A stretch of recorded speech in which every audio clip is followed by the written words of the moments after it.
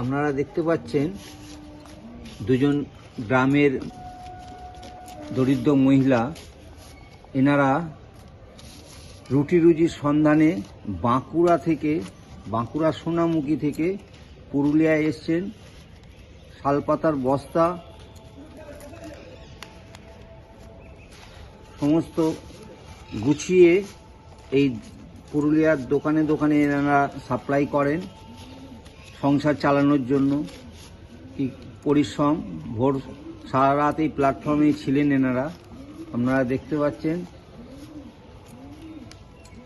নিজের মনে কাজ করছিল। আমি এই একটু স্টেশনের আশেপাশে ঘুরতে ঘুরতে মনে হলো যে এনাদের একটা ছবি তুলি।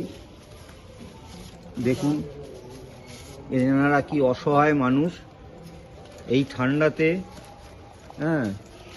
দুটো খাবার সন্ধানে এনারা এক জায়গা থেকে আরেক জায়গায়।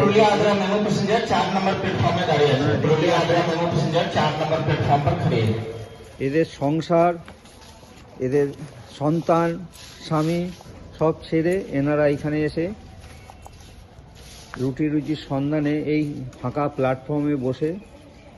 দেখুন আমরা আমাদের জীবনযাত্রার সাথে এনাদের জীবনযাত্রার কত তফাৎ আপনারা দেখতে পাচ্ছেন। গায়ে একটা পাতলা চাদর, রাত্রির এই ঠান্ডাতে এইখানেই শুয়ে পড়ে।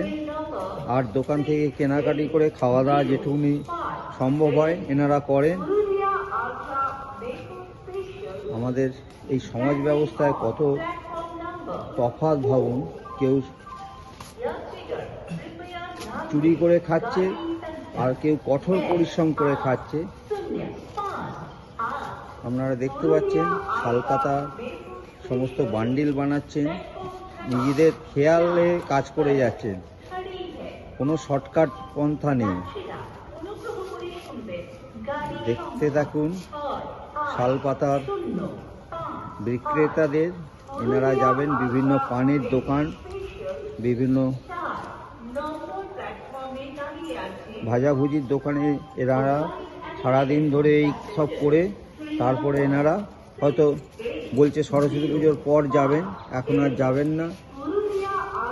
পুরুলিয়ার প্ল্যাটফর্ম থেকে আমরা নমস্কার।